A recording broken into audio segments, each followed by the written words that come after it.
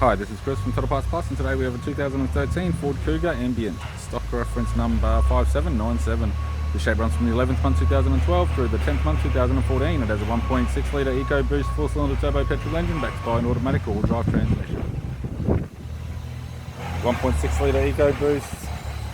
turbo petrol engine, 4-cylinder, radiator grille, right hand headlight, right hand fog light, tidy front bumper cover, left hand fog light, left hand headlight, left guard has no damage, left power door mirror, bonnet has no damage, left front 17-inch steel rim with a good tyre, left front door has 2 small dents, left rear door has no damage, left tailgate garnish, tailgate has no damage, aftermarket BTA tow bar with all bolts and brackets,